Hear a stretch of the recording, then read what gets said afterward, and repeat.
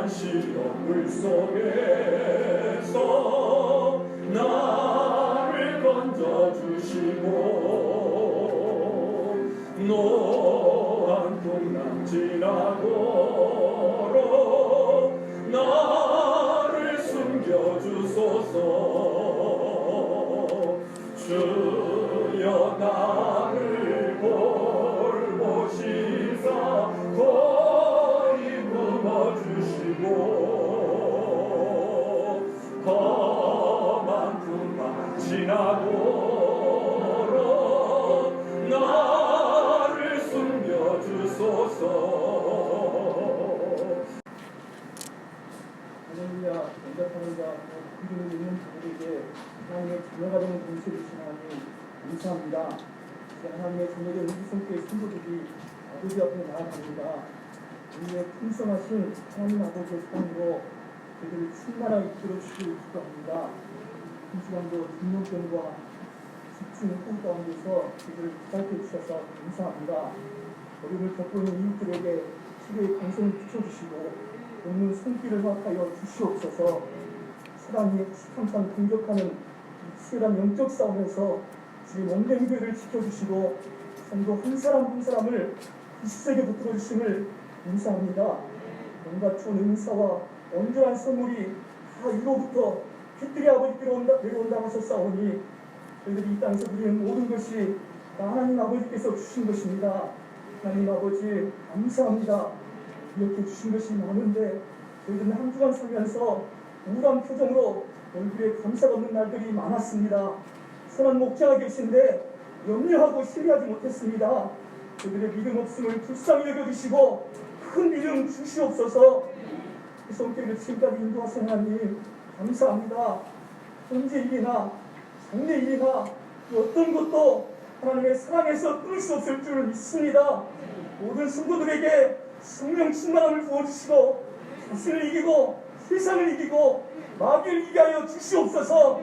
기도의 간절함이 살아나고 성령의 검의 말씀으로 무장한 그리스도의 용사들이 배출되어 죽은 양을 살리고 어린 양을 먹이는 회성교회가 되게 하여 주시옵소서. 남녀 전도회가 다시 활발히 움직이고 유형예배가 살아나게 하여 주시옵소서. 여름 성경학교와 수련을 통하여 회성교회 지각교가 다시 부흥하도록 성령 하나님 역사하여 주시옵소서. 오늘도 맡은 자리에서 충성한 모든 직분자들에게 하늘의 기쁨을 경험케 하여 주시옵소서. 하나님, 8.15 광복절 앞두고 있습니다. 대한민국은 하나님이 보호하사 우리나라 만세인 줄 믿습니다. 마지막 때 끝까지 쓰임받는 제사장 나라와 민족이 되도록 복을 내려주시옵소서. 유전자들에게 지혜를 주시고 한국교회를 새롭게 하여 주시옵소서. 다음 세대 가운데 승리를 부어 주시옵소서. 북한과의 관계도 회복시켜 주시고 복음으로 통일되는 한국교회 오랜 기도의 소원을 응답하여 주시옵소서. 해외에 선교하는 선교사분들을 특별히 지켜주시고 필요를 채워주시옵소서. 온명회성교회가 전도와 선교의 엄중한 사명을 잘 감당케 하여 주시옵소서. 나밖에 찬양대가 하나님의 성호를 찬양합니다. 악신이 떠나가고 육신의 질병이 치료는 역사가 나타나게 하여 주시옵소서. 시간 세우신 주의 사자를 통하여 하나님의 말씀이 선포되질 때에 깨닫는 은혜, 보는 눈, 듣는 귀를 주시옵소서. 성령 되신 예수 그리스도 이름으로 기도드립니다.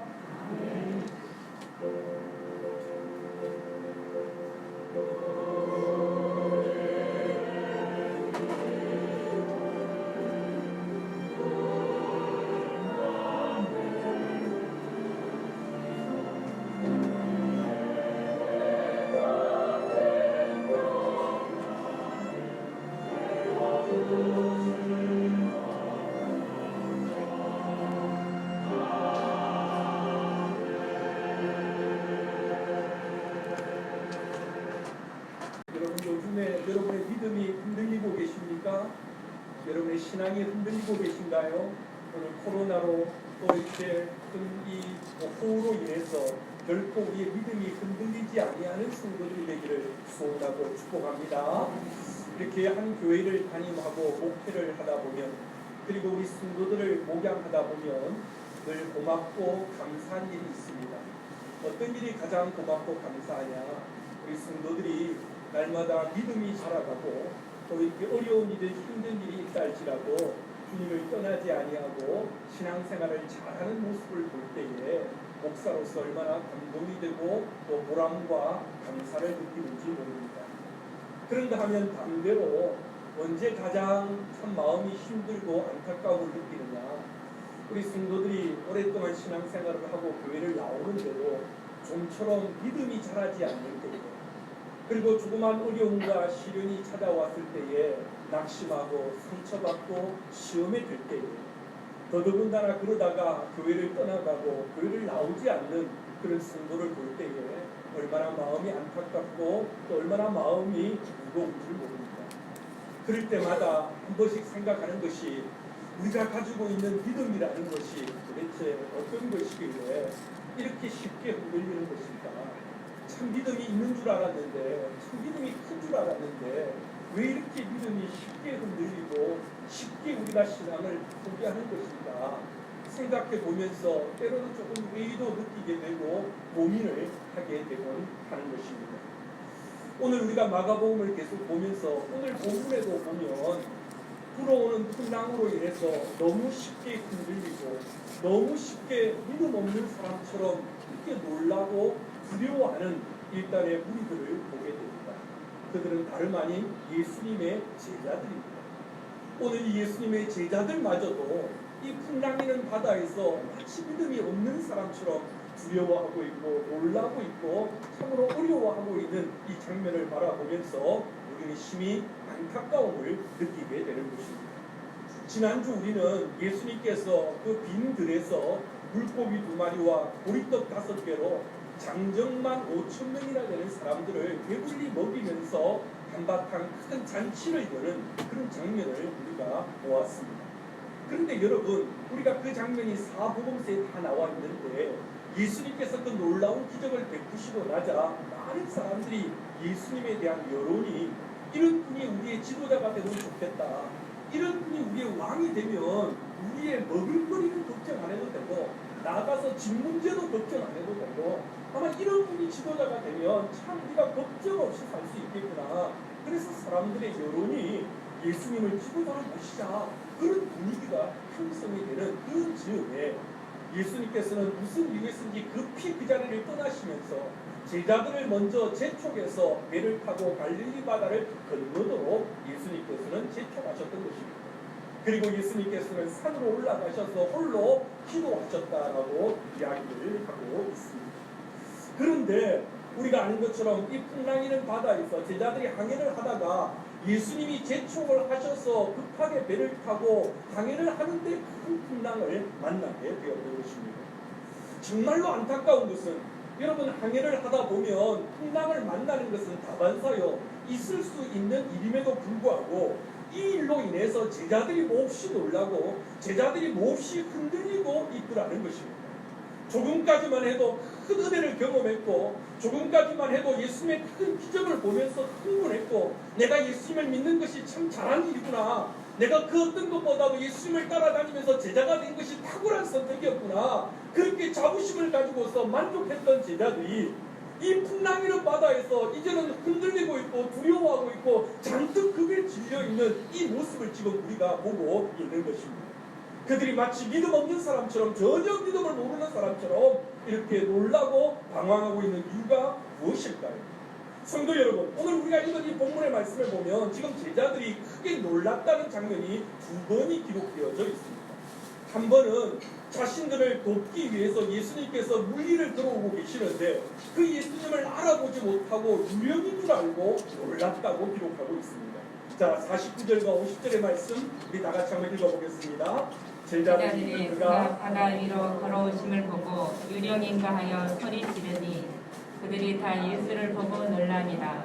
이에 예수께서 곧 그들에게 말씀하여 이르시되 안심하라, 내니 두려워하지 말라 하시고. 여기서 지금 제자들이 예수님을 유령인 줄 착각하고 놀랐다 했을 때 이 놀랐다는 말은 헬라어로 타라소라는 단어인데 이 말은 흔들렸다라는 그런 말입니다. 그러니까 여러분 지금 제자들은 바람이 불어올 때 배만 흔들린 것이 아니라 그들의 믿음이 흔들렸다는 겁니다. 예수님에 대한 그들의 마음이 흔들렸다는 것입니다. 그들 가운데 있던 평안이 흔들렸다는 것입니다. 단순히 배만 흔들린 것이 아니라 그의 삶이, 그의 믿음이 충분히 채 흔들리고 있었다라는 표현으로 그들은 놀랐다라고 이야기를 하고 있는 것입니다. 그런가 하면 제자들이 또 한 번 놀랍니다. 51절입니다. 51절 다 같이 읽습니다.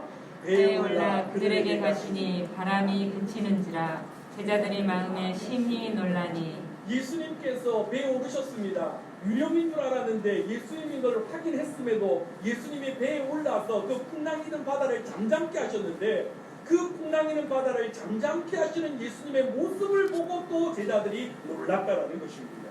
여기서 놀랐다는 표현은 앞에서 쓴 헬라어는 조금 다르게 엑시스테미라는 단어입니다.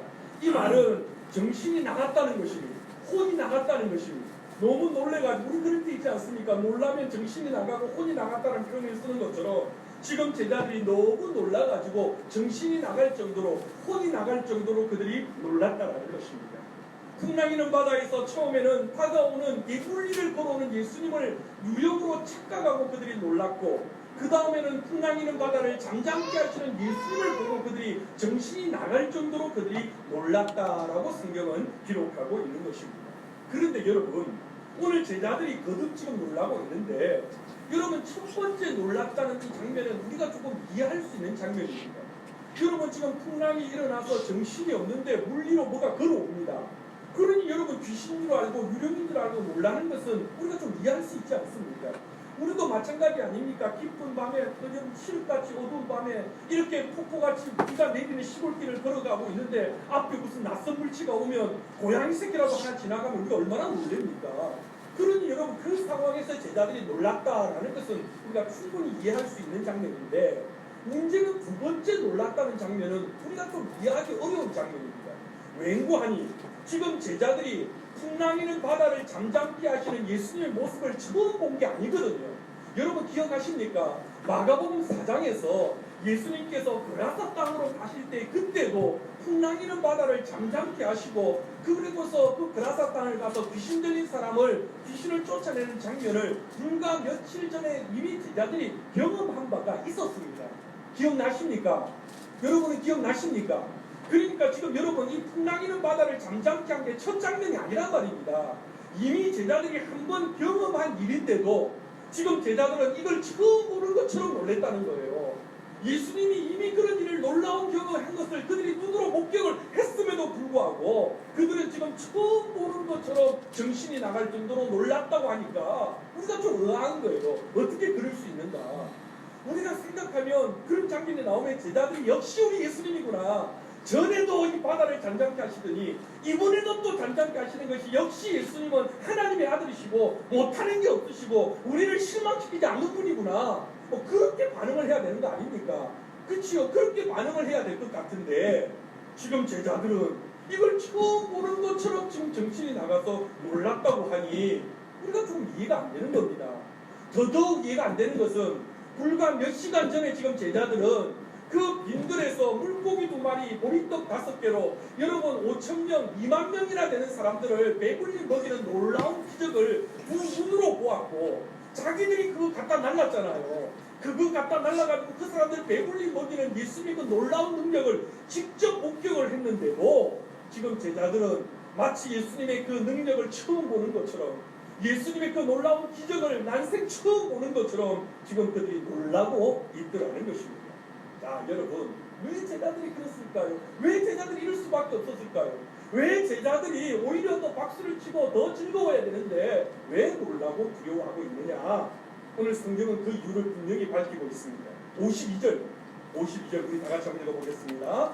이는 그들이 그 떡 대시다는 일을 깨닫지 못하고 도리어 그 마음이 둔하여졌음이라. 여기서 떡 대시는 일이라는 것은 바로 불과 몇 시간 전에 물고기 보리떡을 떼어서 제자들을 통해서 5,000명을 먹였던 그 일이거든요. 그러니까 지금 제자들이 놀라고 두려워하는 것은 그 기적을 보았는데, 그 기적의 현장에 있었는데, 심지어 그 기적을 갖다 날랐는데도 그 뜻을 깨닫지 못하니까, 그 뜻을, 그 주님의 기적의 의미를 깨닫지 못하다 보니까 시간이 지나니까 잊어버렸다는 거예요. 시간이 지나 보니까 오히려 그 마음이 더 둔해지고 오히려 더 마음이 더 딱딱해졌다는 것입니다. 자, 여러분 이게 무슨 말입니까?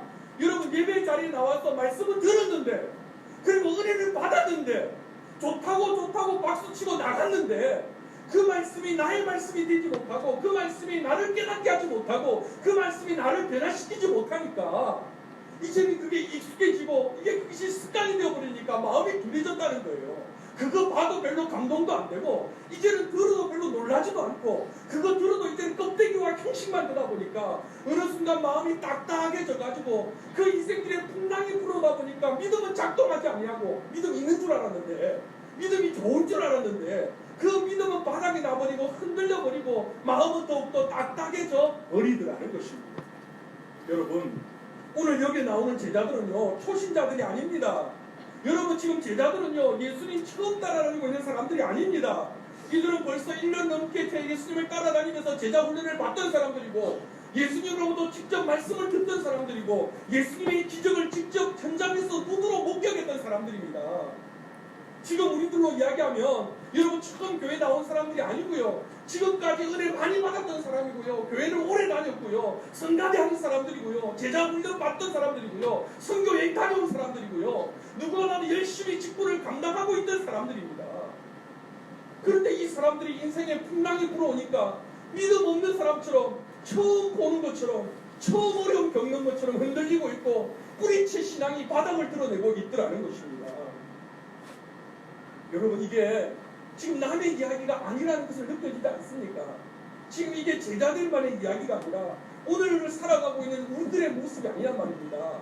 지나온 시간 동안 우리가 수도 없이 말씀과 기도와 찬양 가운데 믿음이 있는 줄 알았는데, 신앙생활 잘하고 있는 줄 알았는데, 이만한 코로나 바람이 불어오니까, 이만한 여러분 호우가 불어오니까 흔들리고 자리를 떠나고 믿음 없는 사람처럼 망하고 있는 사람들이 얼마나 많이 있느냐 말입니다. 오늘 우리는 인생의 바다에서 한 번씩 불어오는 이 풍랑을 만날 때 너무 쉽게 흔들리고, 그동안 받았던 그 수많은 은혜들과 그동안 우리가 목격했던 그 많은 하나님의 능력과 기적들은 다 어디로 가버리고, 우리는 두려워하고 겁에 질려있고 안타까이 놀라고 있는 이 모습이, 제자들의 모습이 오늘 우리들의 모습이 아닌지, 우리는 이 말씀을 통해서 다시 우리들을 들여다보게 되는 것입니다. 여러분, 신앙생활을 하면서 항상 좋을 수만 있습니까? 우리가 신앙생활하면서 항상 복받고, 항상 하는 일마다 잘 되고, 항상 우리가 기도할 때마다 자녀들이 우리 기도대로 되고, 여러분, 그렇지 않지 않습니까? 우리가 이 땅을 신앙생활을 하다 보면, 이 죄악 많은 세상에 살다 보면 내 신앙대로 되지 않을 때가 있어요. 기도대로 응답이 안 될 때도 있어요. 내가 주님 앞에 바라는 대로 되지 않을 때도 있습니다. 그러나 중요한 것은 바로 그때라도, 중요한 것은 우리 믿음이 흔들리면 안 된다는 것입니다. 우리가 예상치 못하는 풍랑과 어려움을 만날 때마다 믿음이 흔들리고, 그럴 때마다 예배 자리를 떠나고, 그럴 때마다 우리 신앙이 바닥이 나면 도대체 우리에게 남는 게 뭐냐 말입니다. 우리에게 남는 게 뭐냐 말입니다. 어떠한 경우에라도 성도는 믿음이 흔들리면 안 되고요, 이 믿음을 지켜야 되는 줄 믿습니다. 그래야만 우리가 다시 회복될 수 있는 겁니다. 그래야 우리가 다시 일어날 수 있기 때문인 것입니다. 때로는 건강을 잃어도, 때로는 돈을 잃어도, 때로는 사람을 잃어도 성도가 마지막까지 믿음을 가지고 있으면 그 돈은 다시 하나님이 부어주실 것이고, 건강도 다시 얼마든지 부어주실 것입니다. 그러면 어떠한 경우에도 성도들은 믿음을 지켜야 되고, 믿음이 흔들려서는 안 된다는 것입니다.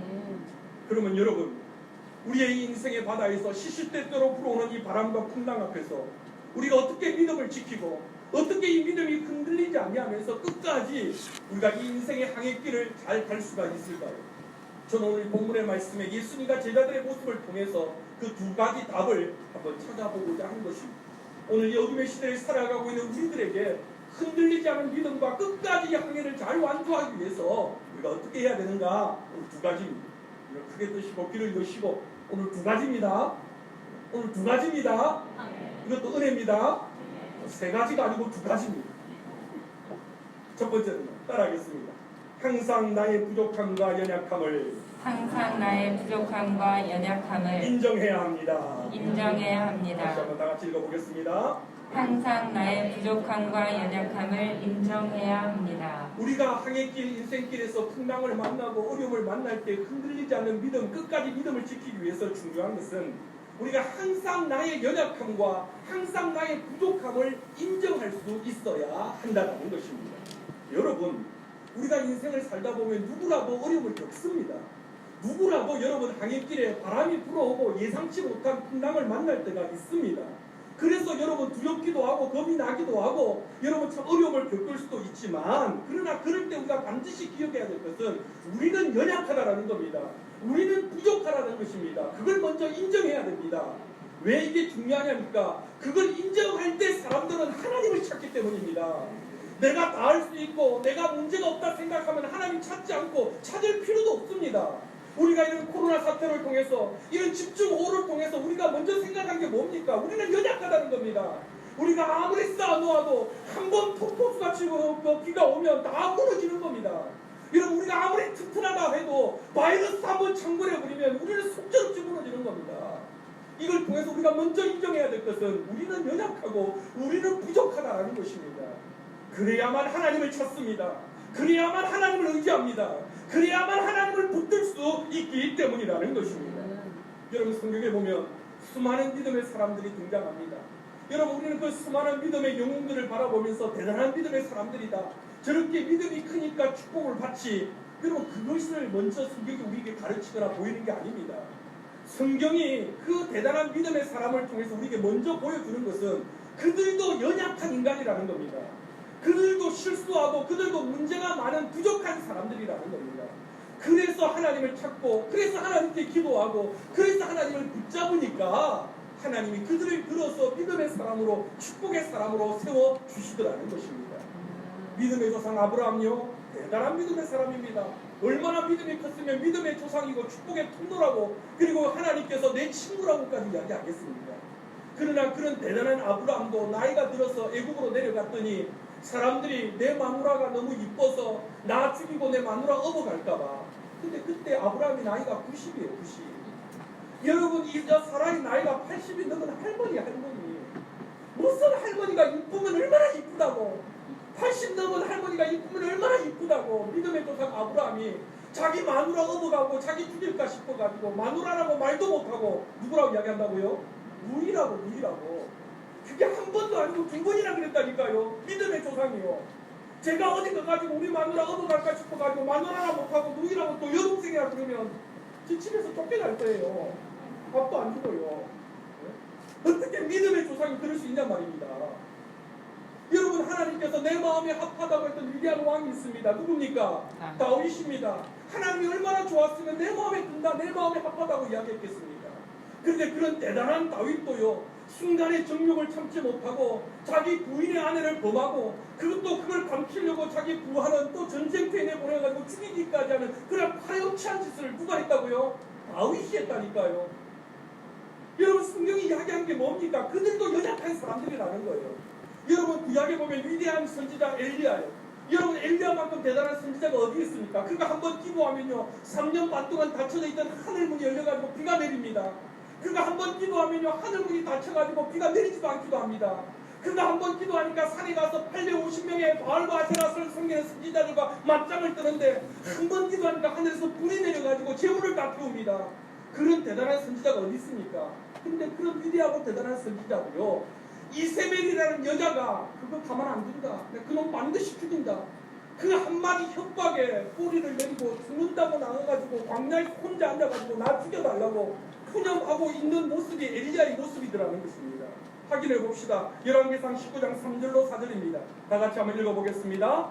그가 이 형편을 보고 일어나 자기의 생명을 위해 도망하여 유다에 속한 브엘세바에 이르러 자기의 사환을 그곳에 머물게 하고 자기 자신은 광야로 들어가 하룻김쯤 가서 한 로뎀 나무 아래에 앉아서 자기가 죽기를 원하여 이르되 여호와여 넉넉하오니 지금 내 생명을 거두시옵소서. 나는 내 조상들보다 낫지 못하니이다 하고. 광야에서 혼자 나무 아래 쓰러져가지고 나 죽여달라는 거예요. 나 못 살겠다는 거예요. 여러분, 이 모습을 보면서 어떻게 불과 몇 시간 전에 아합 왕 앞에서 큰 소리 치던 엘리야, 갈멜산에서 850명과 맞짱 뜨던 엘리야, 기도하니까 하늘에 불이 내려지는 엘리야를 어떻게 우리가 떠올릴 수 있습니까? 이 장면을 보면 너무 연약하고 어떻게 보면 우리보다 못한 인간 아닙니까? 오늘 성경이 우리들에게 말하는 것은요, 그가 아무리 대단한 은사를 가지고 있고 그가 아무리 기도를 많이 하고 그가 아무리 대단한 직분을 가지고 있다 할지라도 그도 연약한 사람이라는 겁니다. 그도 은혜가 없으면, 그도 하나님이 도와주시지 않으면 언제든지 넘어지고 언제든지 시험에 들고 언제든지 상처받을 수 없는 연약한 인생이라는 것입니다. 우리가 그걸 인정할 때 하나님을 붙잡는 겁니다. 우리가 그걸 고백할 때 하나님을 의지하고 하나님께서 내 길을 인도하여 주실 줄 믿습니다. 고백할 수 있는 것입니다. 그럴 때 그 하나님이 우리를 선한 길로 바른 길로 이끌어 주시는 줄 믿습니다. 우리가 매 순간 그걸 인정할 때에 매 순간 주님 앞에 나와서 은혜를 구하는 거예요. 매 순간 일주일마다 비가 오는데도 성전에 나오는 거예요. 그래서 하나님의 도우심을 구하고 나의 연약함을 알기에 내가 은혜 못 받으면 이 한 주간을 못 버텨낸다는 걸 알기 때문에 우리는 오늘도 이 자리가 이 비가 오는 와중에도 이 마스크를 끼고 앉아가지고 우리는 예배를 드리는 겁니다. 세상 사람들이 왜 너희들 그렇게 굳이 교회를 가냐, 마스크를 끼고까지 왜 그러냐, 노래 부르는데 마스크 끼면서 그렇게 힘들게 하느냐, 그냥 쉬지, 안 가면 안 되냐, 조용해지면 가면 되지. 그런데도 왜 우리는 길을 쓰고 이 자리에 나와서 이렇게 말씀을 듣고 예배를 드립니까? 우리는 은혜 받지 못하면 못 사니까요.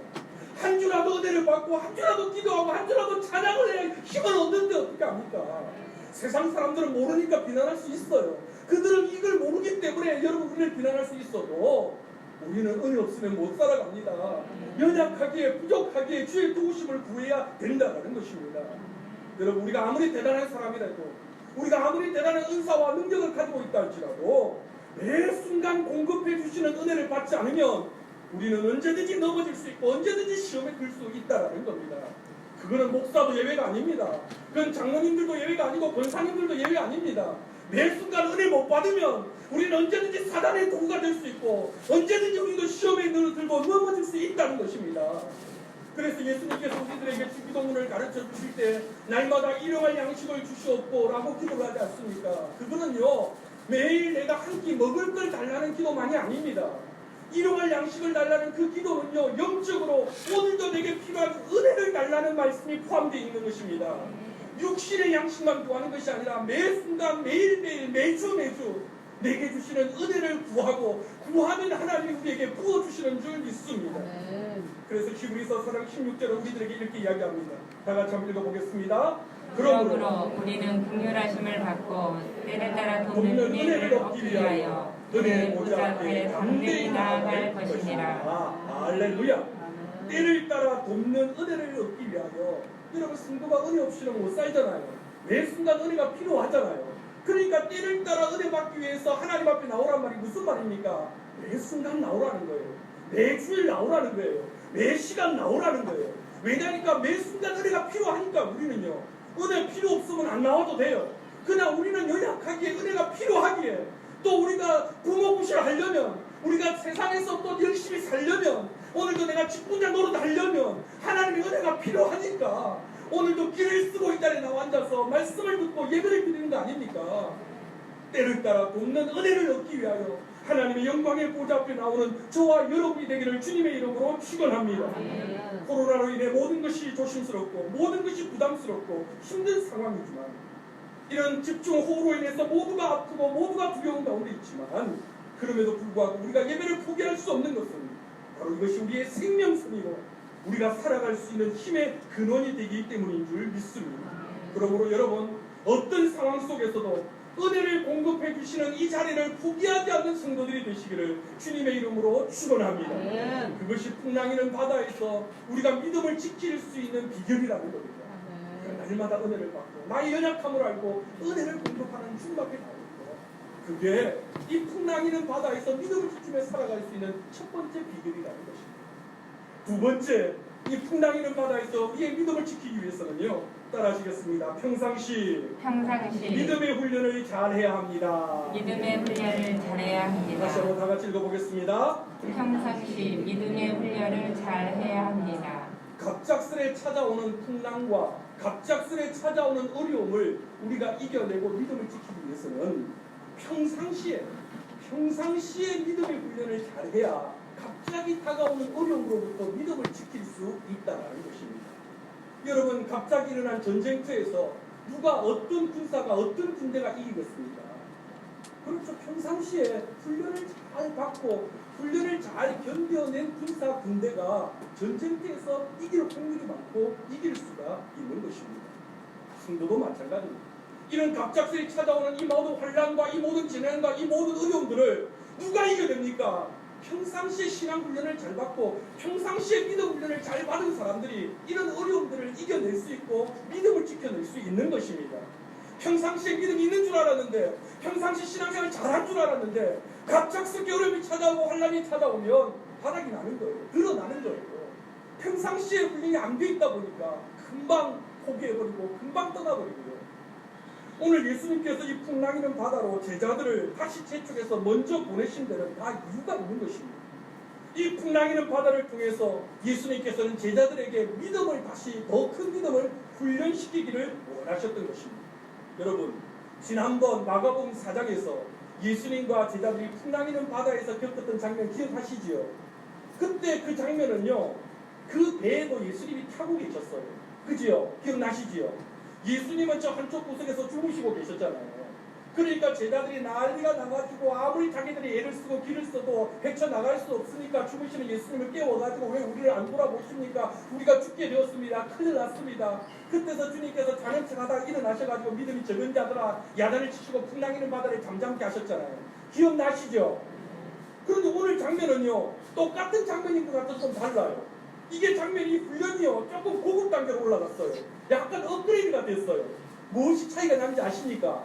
뭐가 차이 나는지 아시겠습니까? 두 번째 이 장면에는요, 예수님이 이 배에 타고 계십니까? 안 타고 계십니까? 이제는 예수님이 이 배 안 타고 계셔요. 처음에는 직접 타고 같이 갔어요. 그런데 이제는 좀 믿음이 자랐다고 생각하고 믿음이 크다 생각하고 주님이 이번엔 안 타고 가시고 그리고 너희들끼리 가라 그랬어요. 그리고 너희들끼리 한번 이 풍랑이는 바다를 헤쳐나가는지 안 나가는지 주님께서는 그 시간에 어디서 뭐하고 계셨다고요?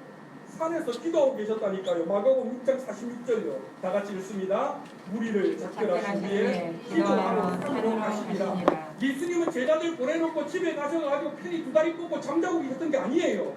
그 시간 주님께서는 산에 올라가셔서 제자들을 위해 기도하고 계셨어요. 그리고 그 모든 상황을 다 보고 계시고 알고 계셨어요. 그리고 기도하셨겠죠. 하나님, 우리 제자들이 이번 이 2단계 시험도 이겨내게 해주세요. 이번엔 내가 그 배 안 타고 있는데 저들이 잘 감당하고 그래서 이 믿음 속에서 극복해낼 수 있도록 도와주세요. 기도하고 계셨을 거 아닙니까? 주님께서 다 보고 계셨거든요. 여러분, 주님이 제자들을 얼마나 걱정하고 얼마나 생각을 했으면 지금 풍랑이는 바다에서 제자들이 죽는다고 아우성을 치니까 물리를 뛰어가셨어요. 물리를. 지금 뭔 소리 하고 있는지 아시겠습니까? 배 타고 간 게 아니라니까요. 예수님이 얼마나 급했으면, 예수님이 얼마나 제자들 끔찍이 사랑했었으면 물리를 걸어 뛰어 들어가는 거예요. 물리를.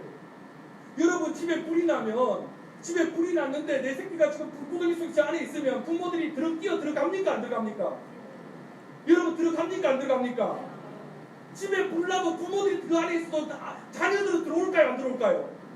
자식 새끼들은 안 들어온다니까요. 뒤에서 걱정만 하고 119 두들고 앉아있고 걱정만 하지. 그런데 부모들은 자식들이 불구덩이 속에 있으면 뛰어 들어갑니까? 안 들어갑니까? 안 들어갈 사람들이 몇 사람 계시네. 부모는 뛰어 들어간다니까요. 지금 예수님이요, 제자들이 죽는다 그러니까 기도만 하고 계시던 게 아니라 놀래가지고 물리를 뛰어가셨다니까요. 이게 부모의 마음이에요. 이게 하나님의 마음이에요. 지금도 우리가 고민하고 걱정하고 시험에 들면 우리 하나님이 더 안절부절 못하세요. 우리를 도와주시고 우리를 지켜주시고 우리를 보호해 주시기 위해서 어디서든지 우리를 위해서 달려오시는 분이 주님이신 줄 믿습니다. 그럼에도 불구하고 예수님이 왜 제자들을 물리에 보내십니까? 풍랑이는 바다로 보내십니까? 안 보내면 되지 처음부터. 그럼에도 불구하고 왜 보내신다고요? 훈련을 위해서, 더 큰 믿음을 위해서. 왜냐하니까 앞으로 제자들에게는요, 이 풍랑이 아니라 문제가 아니라 앞으로는요, 더 큰 환난과 더 큰 시험과 이제는 예수를 믿는다 그러면 감옥에 갇히고 죽게 되고 교회가 박살이 나고 그런 더 큰 환난이 곧 닥치기 때문에 그때서도 믿음을 지키고 그때서도 믿음이 흔들리지 않기 위해서는 지금 이 풍랑을 견뎌내야 되니까요. 이 풍랑의 훈련을 감당해내야만 나중에 교회를 지키고 내 가정을 지키고 내 믿음을 지킬 수 있으니까 주님께서 굳이 그 풍랑이는 바다로 제자들만 그냥 보내셨던 거예요. 이 훈련을 견뎌내기 위해서, 이 훈련을 감당하기 위해서. 사랑하는 성도 여러분, 하나님은 때로 우리를 풍랑이는 바다로 내보내실 때가 있습니다. 고난이라는 역경 속으로 끝감기 없이 우리를 내몰 때가 있습니다. 그러나 그때도 분명히 하나님께는 다 이유가 있는 겁니다. 우리 망하라고 고생시키는 거 아닙니다. 우리 한번 고생해봐라고 혼나봐라고 그렇게 우리를 고난 가운데 밀어넣는 것이 아닙니다. 오히려 우리 집 망하지 말라고, 오히려 우리 그대로 이 정도로 무너지지 말라고 우리를 훈련의 장소로, 우리를 광야로 내보내시는 줄 믿습니다. 그래서 야고보서에서는요, 우리가 훈련이 다가오고 환난이 다가오고 고난이 다가올 때 오히려 감사하고 기뻐하라고 우리에게 가르치고 있는 겁니다. 야고보서 1장 2절로 4절의 말씀 다 같이 한번 읽어보겠습니다. 내 형제들아, 너희가 여러 가지 시험을 당하거든 온전히 기쁘게 여기라. 이는 너희 믿음의 시련이 인내를 만들어내는 줄 너희가 알미라. 인내를 온전히 이루라. 이는 너희로 온전하고 구비하여 조금도 부족함이 없게 하려 함이라. 할렐루야. 성도 여러분, 그러므로 바람이 불어올 때, 인생의 여러분 풍랑이 찾아올 때 당황하거나 낙심하거나 두려워하지 마시고, 여러분 이 기회에 여러분의 믿음을 다시 한번 점검해 보면서 여러분 더 큰 믿음의 훈련을 받는 성도들이 되시기를 주님의 이름으로 축복합니다. 지금은 우리가 믿음의 훈련을 받는 시간입니다. 이 코로나도, 이 여러분 이 폭우도 우리 훈련받는 시간입니다. 이 정도로 예배를 포기하고 이 정도로 믿음을 포기할 것이냐, 아니면 이걸 감당하고 이겨낼 때에 앞으로 다가올 더 큰 환난도 우리는 이겨낼 수 있는 줄 믿습니다. 여러분, 믿음은요 바람이 불어올 때 쓰는 겁니다. 믿음은 풍랑이 불어올 때 작동하는 겁니다. 믿음은 시련과 환난이 다가올 때 믿음은 움직이는 것입니다. 뭔 소리인지 알아듣고 계십니까? 평안할 때 믿음, 여러분 조용할 때 믿음이 아니라 믿음은 바람이 불어올 때 움직이는 것이고 환난이 다가올 때 우리의 믿음이 움직여야 하는 것입니다. 평상시에는 믿음이 다 있는 줄 알았는데, 어려움이 없을 때는 다 찬송하고 기도할 때는 다 믿음이 큰 줄 알았는데, 정작 믿음이 작동해야 될 때 작동하지 않는 사람들이 너무 많은 거예요. 정말 이럴 때 믿음으로 헤쳐나와야 되는데도 이럴 때 무너지는 사람들이 너무 많은 거예요. 그러므로 지금 여러분 이거는요, 이 환난이 시작이에요. 여러분 잘 들으셔야 됩니다. 지금 우리가 당하고 있는 환난은 이제 시작이에요. 앞으로 이제 우리에게는 더 큰 환난과 더 큰 시련과 더 큰 어려움들이 밀려올 겁니다. 이 정도로 무너지고 이 정도로 포기하면 여러분 마지막에 우리가 남아있는 사람이 누가 있겠습니까? 지금 우리 모두는 어려움을 겪고 있습니다. 우리 모두는 시련을 겪고 있습니다.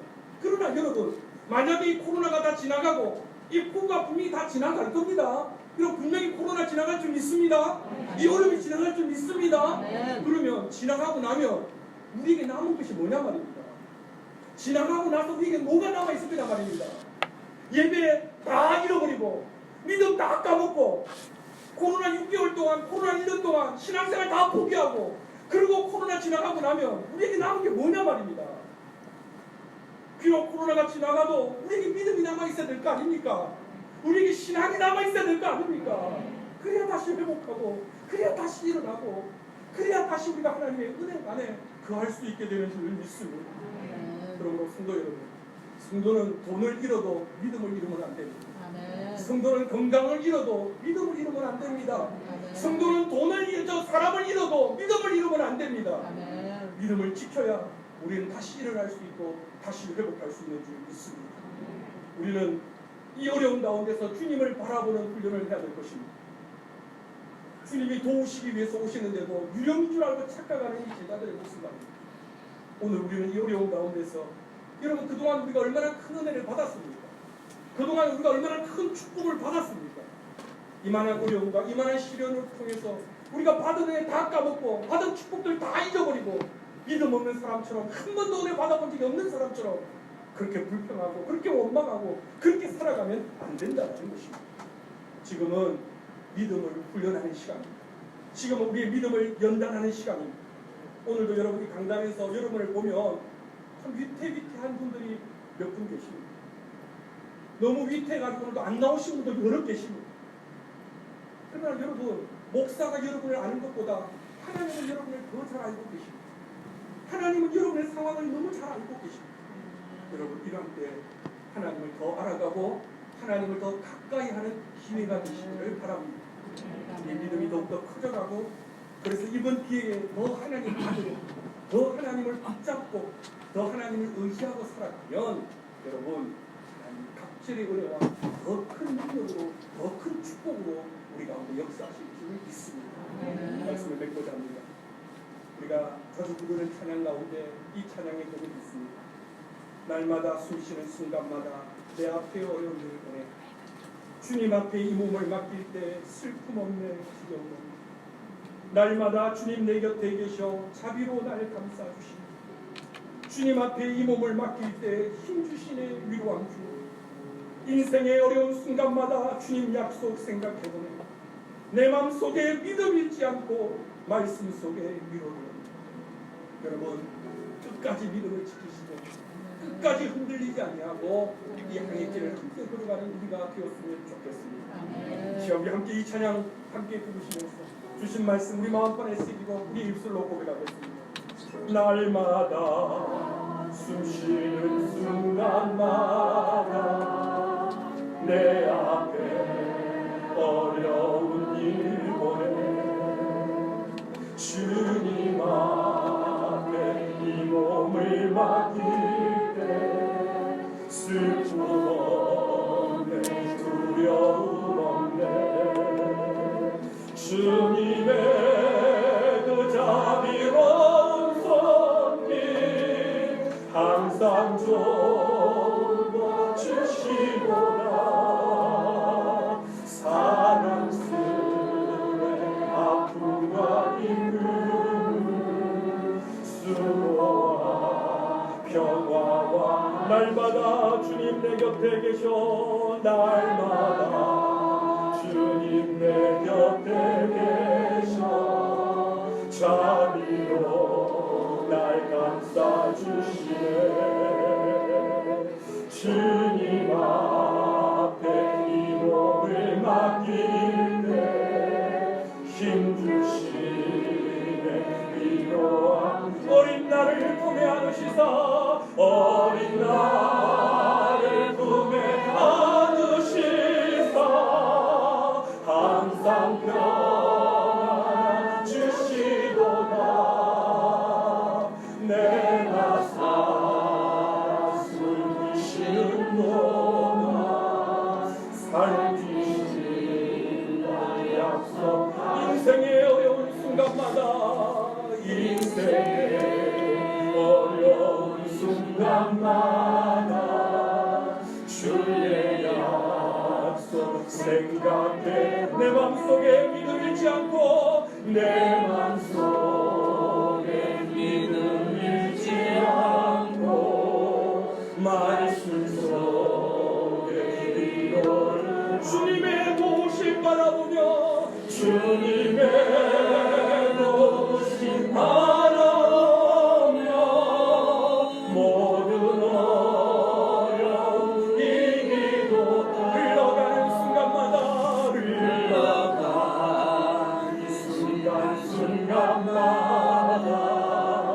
주님 약속 어린 나를 품에 안으시고